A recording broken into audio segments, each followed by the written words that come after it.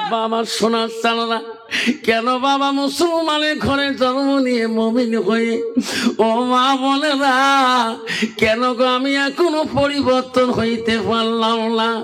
মা রে, মুহূর্তের পরে এমন একটা জিন্দেগি আসবে মা, সেই জিন্দেগি তোর কোনো শেষ হবে না। এমন জায়গায় যাইবি রে সোনা, যে জায়গায় নাই সাথী, এমন জায়গায় যাইবি রে সোনা, যে জায়গায় নাই বাতি। ঠিক না বেটি? সোনা রে, আদরের এত বাপ ছিলি তুমি, তুই মৃত্যুর দিনে রে সোনা, তোমার ছেলেরা তোর বাড়ির কাছে তো কবর দিবে না। এক ছেলে বলবে দাদা রে ভাই, বাবা 3 বছর বেমার ধরে কুমতি হয়ে মারা গেল, বাড়ির সামনে আগে না কোন সময় কোন ভ্যাস নেই, আমার ভয় কবার পায়, একবারে দাঁড়ার পা ওই আড়ালো বাসর থুই আয়। ঠিক না? ঠিক। ওই তো খোদা খেলা, ওই তো খোদার নীলা, সকাল বেলা ধনী রে ভাই তুই, এই ফকির সন্ধ্যাবেলা, নদীর কুল ভাঙ্গে উকুল বাঁধে, ওই তো খোদার খেলা, সকাল বেলা ধনী রে ভাই তুই, ফকির সন্ধ্যাবেলা। ভাই কান্দিবে, ভাতিজা কান্দিবে, আপন সত্য কেউ তো ছাড়িবে না, ঘরের বিবি কান্দিয়া মিটাইবে বাসনা, ওই তো খোদার খেলা। শোনা, এই দুনিয়ার অহংকার, দুনিয়া তাকাব্বুরি, সব কিছু মৃত্যুর দিনে তো সব ধ্বংস হয়ে যাবে। যখন ঠিক না ঠিক? বাবা দিনে 4-5টা করে কাপড় চেঞ্জ করছি, গরমের দিন হলে একটা কাপড় গন্ধ করছে। বিবি রে, পাগলাহাট থেকে আসলাম, বিবি একটু কাপড়টা চেঞ্জ করি, ইস্তারিওয়ালা কাপড়টা দে। দিনে 5 বার চেঞ্জ করবা রে সোনা, যেদিন তুমি কবরে যাবা আর জিন্দেগিতে আর তোর কাপড় চেঞ্জ হবে না। বন্ধুগণ, চলে রেখো মা বোনেরা, বিশ্ব নবী রাসূলুল্লাহ তফসিরে আছে রে, একদিন রাসূল আমার গভীর রজনীতে রাস্তা দিয়ে যেতেছে। মিরাজ শরীফ থেকে নবী আসার পরে কিছুদিন পরে আল্লাহ রাসূল পথ দিয়ে রাস্তা দিয়ে একাই একাই যায়। গেইতে গেইতে রাসূল একটা আওয়াজ নবীজির কানের মধ্যে পৌঁছে যায়। কান্দনটা হলো মীমাংসার কান্দন। আমার নবী বলে রে, এত রাত কে রে এই রাস্তা বিনয় ভাবে কান্দে রে? এটা তো পুরুষ মানুষের কান্দন না, এটা তো মহিলা মানুষের কান্দন। আল্লাহ, আমার রাসূল ছিল রহমাতুল লিল আলামিন, আমার নবী ছিল বড় দয়ালু। এত রাতে কে কান্দে রে, কে কান্দে আমার সামনে? আমার নবী বলল, সামনে গেলে মনে হয় মানুষটা পাওয়া যাবে। গভীর রজনীতে রাত্রিতে নবী ওই দিন একাই একাই পল্লী দিয়া যায়। আব্বারে মা বোনেরা, তফসিরটা ভালো করে শোনো। নবীজি কিছু দূর যাওয়ার পরে দেখে এক কিশ মহিলা একদম কান্তি কান্তি দুর্বল হয়ে গেছে, শরীরটা হালকা হয়ে গেছে। তার সামনে একটা 10 কেজি আঠার বস্তা পড়ে আছে। নবী বলল, মা এই রাস্তায় একাই বসে কাঁদতেছো কেন? বাড়ি কোথায় তোমার? এখানে যে কেউ নাই। মহিলাটা চিনতে পারে নাই ইনি বিশ্বনবী রাসূলুল্লাহ, ইনি রহমতের নবী, ইনি হলো মায়ার নবী। মহিলাটা বলছে, রে মুসাফির, আমি এমন বিপদে পড়েছি, সারাদিন কত মানুষ গেছে আমার সামন দিয়া, কোন মানুষ আপনার মতন আসি কেউ জিজ্ঞাসা করে না। মুসাফির, আপনি এত রাইতে আমাকে জিজ্ঞাসা করেন? আমার আপন হয়ে আমাকে কেউ জিজ্ঞাসা করে নাই আমি কেন কান্দি। সোনা রসুল বলছে, মা তুমি কোন দুঃখে কান্দো মা, আমাকে খুলে বলো। মহিলাটা বলছে, মুসাফির রে, আমি এই দেশের বাদশা রুইছে আছে, এই বাদশা রুইছেন একটা আমি বাড়ির দাসী। বাদশা রুইস আমাকে একটা কর্ম দিয়েছে। কি কর্ম মা? 10 কেজি গম হাতের দ্বারায় পিষিতে হবে 1 ঘন্টার ভিতরে। আমি পারি না রে মুসাফির, 1 ঘন্টায় আমাকে 2 ঘন্টা সময় লাগিয়েছে।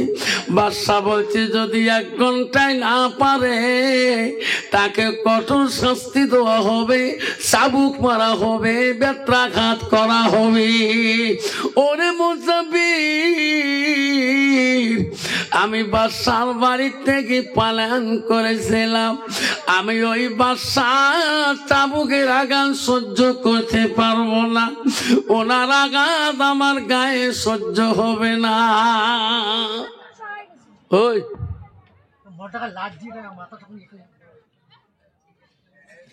আচ্ছা, রসুল আমার কমন দয়ালু ছিলেন, কমন নবী গো।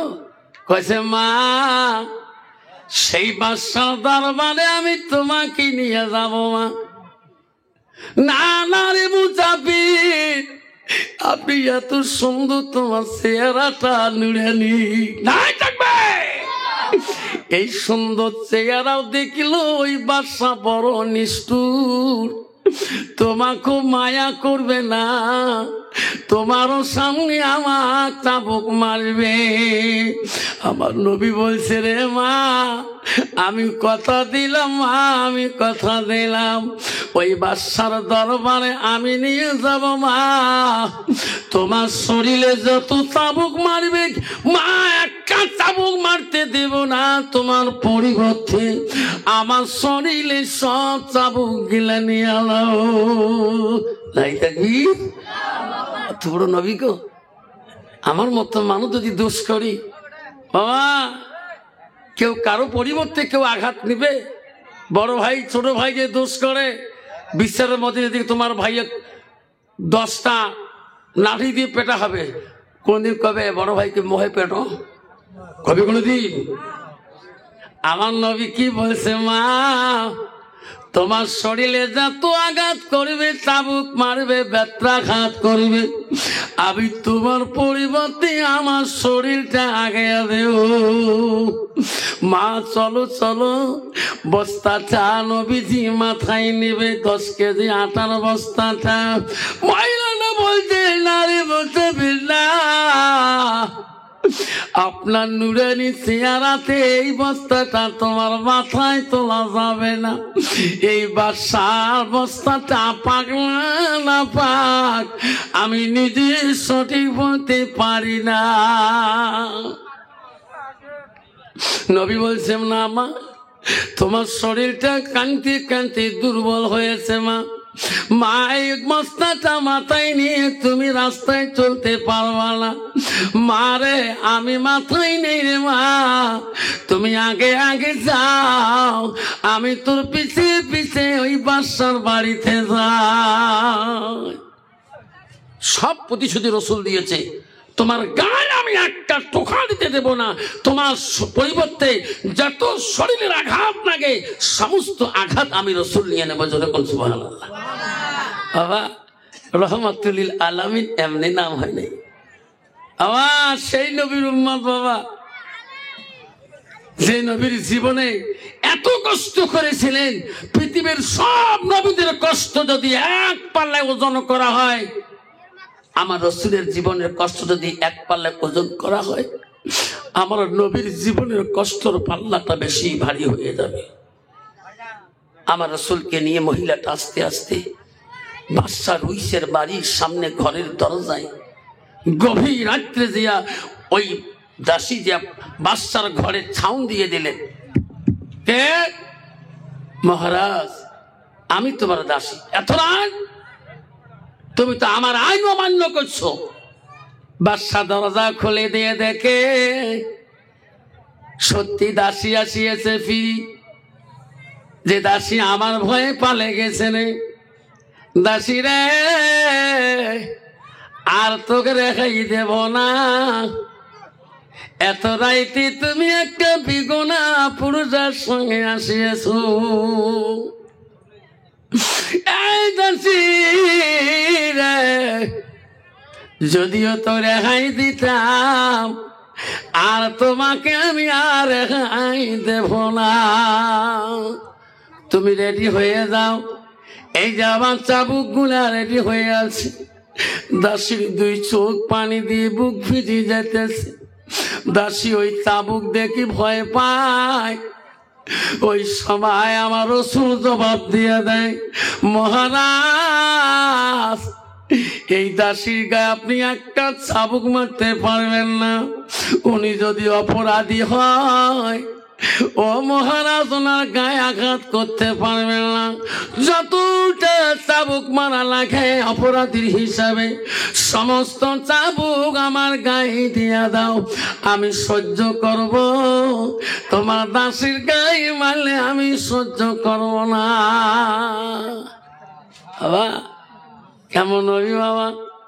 ও মা বোনেরা, আমারা গো শুনি রাখো মা, ও হাজিরাতির মা, ও কাছো খানার মা, আল্লাহ রাসূল কি বলল?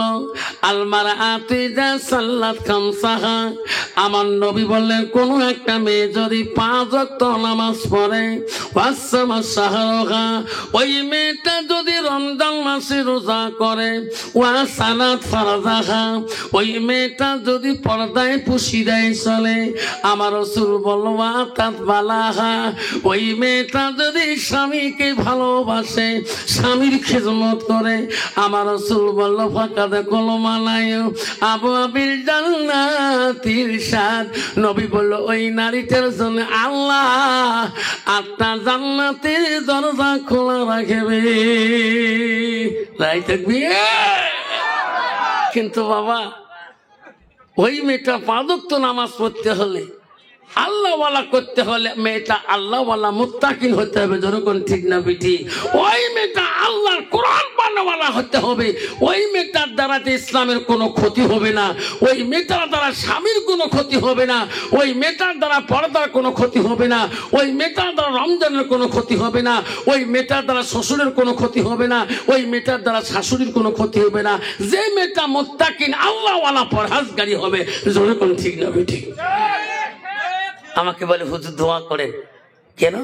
আল্লাহ দিলে 4টে বেটি, তোমরা বয়ান করছেন না, হালা করিয়া। হ্যাঁ করছেন না, 1টা বেটি যার, 2টে বেটি যার, 3টে বেটি যার, জান্নাতের মালিক তাই। হুজুর আল্লাহ দিলে 3টে বেটি নিয়ে দাও। ওদিন থেকে আল্লাহ দিলে যেটা বুক ঠান্ডা হচ্ছে না, বেড়া নাই নাই, আমি এমনি জান্নাতি। আর কয় কিড়ে মাস্টার সাহেব তোরা জান করে তা জানেন না, কুচবিহারের রাসের মেলা মোর বেটি 3টে হয়েছে জ্বালা। দেখছেন তোমার বেডি কইতে কয়, জানেন না, তোমার সামনে দা এক তোমার সভা আছে, দিন একটা নটকো বাড়ি, বেডি 3টে খোঁজ, গাড়ির নাই, সিটত বসছে। বলে মারে মারে দেহ কই রে, তো মাইও গুলে নাই, সব গুলে বাবু দেহাও গো মাস্টার। বেডি কই, কত সামনে 3টে দেখেন না? বলে বাবু জিন্সের প্যান্ট পিনছে, শার্ট, জানেন না জামানা পরিবর্তন। কত বাবা, ওই মেয়ের বাবা জান্নাত যাবার পাবে। যে মেঘ বাবু পানি নিয়ে যাবা রাখছে কুচবিহার রাসের মেলা, বর্তমান যুগের মেয়েরা বাবু নে মাইয়া বোঝাই যায় না। তোর ঠিক না বেঠে জামানা পরিবর্তন। মক্কা হুজুর দোয়া করেন 3টে বেটি, অত সহজ না। রসুল বলছে যারা একটা মেয়েটা হবে আল্লাহওয়ালা, কোরআন পড়ানোওয়ালা, ওই মেয়েকে এলেম শিখাইবে। আলমিহি আনতাবাহু বিহি শাইয়ান, ওই মেয়েটা নিজে কোরআন পড়ে অপরকে শিক্ষা দেবে। ওই মেয়ের বাবা হবে জান্নাতি। অত সহজ। তুই মাই বেটি মাই বাবু বানিয়ে জান্নাত যাওয়ার চাস? তোমার কি নাই রে বাবা? বাজার ঘাটে গেলে মেমোরি কাম করে না। ট্রেনে যে আসো এই কিছুদিন এই নভেম্বর মাসে বহরমপুর কলগছিয়া প্রোগ্রাম, বহরমপুর ট্রেনে, উত্তরবঙ্গ ট্রেনে S7 ডাব্বা 62 নম্বর সিটে উঠিয়ে দেন, চেনাগুলো সালাম দেয়। ওই ডাব্বা ফিরিয়ে আমারে মুড়ি দেন, সালাম দিয়ে হুজুর সভা আছে না, তোমার বয়স ডেইলি ইউটিউব দেখি যান করে হুজুর বাঙ্গালার যাই থাকো, মুখ সিট ছাড়ি দাও, ওই ঘুমেন। সকাল 7টার ট্রেন পাইবে জানে না, ওই উঠি সুতি আসং দেখ এহোটা এহো চাংড়া ইও ঢিকে উয়ে উই ঢিকে মিখাল দেহি আসং একটা চাংড়া মোবাইল ধরি এত যে ধ্যান দিছে। দেখুন চাংড়াটা একে চড়ু গোটায় ফাড়া, চড়ুখান গোটায় দেখা যায়, পিটা প্যান্ট ফুসতে ফুসতে ফুসতে ফুসতে আরে বাবা বাঙ্গালোর যাবো তোর ঠেঙে চৌটোর গোটায় ফাড়া, এলি প্যান্ট পিটি বাঙ্গালোর যায়। তো আলে মাসি বোঝান, এলি প্যান্টের গুণ বোঝান। তোমার তো এলে আছে আছে বাবরে কি প্যানের আহার রে বাবা, মাথা কাম করে না। মুইয়া কয় বাবা তোমার সিঁড়ি দেন নাকি? না, এলি প্যান্ট খুঁজতে টাউনত কম ভিড়, আবার গোটায় চড়ু দেখা যায়। ওই প্যান্ট ধরি যদি বাবা একবার খাড়া হয়েছে, প্যান্টটার একটা কি গুণ আছে, নিচ পায়ে টানে খালি, মানে খোলং খোলং। ওই প্যান্ট পিন যদি বাবু একবার ছাপড়িছে বাপ, শিলিগুড়ি টান গোটায় দেখা যায়। জোরে গান ঠিক না বিঠি? জোরে গান ঠিক না বেটে? ইস আল্লাহ, কতগুলো সেগুলা দেখবেন দোকান টোকান দেখবেন খালি 5 টাকা পাওয়া নাই যে পড়ি যায়, মনটাকে 5 টাকাটা মার 100 টাকা। আল্লাহ রসুল বলছে তুমি শিখতে পারো বিদ্যা, এলেম শিখতে পারো, কেন্দ্রে যাও। আল্লাহ রসুল বললো মান সালাকা তারিকান ইলতামিসু ফি ইলমান, তুমি যদি এলেম শিখতে চাও, এলেমের বিদ্যা শিখতে চাও, সেই রাস্তায় তোমার চলতে হবে, সেই কেন্দ্রে তোমার যেতে হবে। রসুল বললো সাল্লাল্লাহু তারিকান ইলাল জান্নাত, সেই রাস্তায় চলে তোর জন্য আল্লাহ জান্নাত দিয়ে দেবে। জোরে বল সুবহানাল্লাহ। বাবা তুমি কলেজ পড়তে পারো, বাবা তুমি ইউনিভার্সিটি পড়তে পারো, ও বেটি রে তুমি হাই সেকেন্ডারি পড়তে পারো, তুমি হাই স্কুলে যেতে পারো, এমই স্কুলে যেতে পারো, ডিগ্রি নিতে বাধা নাই। বাবারে আসাম ভারতে পৃথিবীতে আলেমের দরকার আছে, মাওলানার দরকার আছে, মুক্তির দরকার আছে, ডাক্তারের দরকার আছে, পুলিশের দরকার আছে, ইঞ্জিনিয়ারের দরকার আছে, মন্ডলের দরকার আছে, উকিলের দরকার আছে, ম্যাজিস্ট্রেটের দরকার আছে, সব ডিগ্রিওয়ালা দরকার আছে সোনা। কিন্তু তার ভিতরে ইসলাম থাকতে হবে। আল্লাহ রসুল বলল লাইট মেনুন হাদুকুম হাত্তা কুনা হাব্বাইলাইহি মিন ওয়ালিদিহি ওয়া ওয়ালাদিহি ওয়ান নাসি আজমাইন। আমার রসুল বলল ওই মানুষটা ততক্ষণ পর্যন্ত পূর্ণাঙ্গ মুমিন হইতে পারে না, মুসলমান হইতে পারে না, যতক্ষণ পর্যন্ত নিজের ছেলে সন্তান পিতা মাতা অন্য মানুষের থেকে ভালো থেকে আমার নবীর ভালোবাসা উম্মতের ভিতরে থাকবে না, অতক্ষণ পর্যন্ত মানুষটা মুমিন হইতে পারে না, মুসলমান হইতে পারে না। বাবা ওই প্যান্টটা জানেন, ওটা হলো খ্রিস্টান নাসরাতের প্যান্ট। মুসলমানের ছেলেকে উলঙ্গে লাঙ্গা বেড়া করার জন্য ভারতের জমিনে এই প্যান্টটাকে আবিষ্কার করে দিলেন। ওই প্যান্ট পিঁধে তোর ভাবির কাছে যাবি, তোর একটা উপযুক্ত বই নেছে, হাই সেকেন্ডারি পড়ে, উপযুক্ত ছোট বই নেছে ক্লাস 10-এ পড়ে, তুই বড় ভাই, তোর আকলাক তোর চরিত্রকে পরিবর্তন করতে হবে। তোর ছোট ভাই তোর থেকে আবার নোংরা প্যান্ট পিনবে, ধরে কোন ঠিক না ঠিক? বাবা তুই যদি ভালো ভালো পরিবর্তন হয়ে যাও। আল্লাহ রাসূল বলল, তো যদি হায়া শরম থাকে, তুমি একটা মুসলমানের ঘরে জন্ম নিয়েছো, তুমি কলেজ যেতে পারো, বাধা নাই। আল্লাহ রাসূল বলল, আল হায়া শুবাতুন মিনাল ঈমান, যার হায়া নাই, যার শরম নাই, তার ঈমান নাই।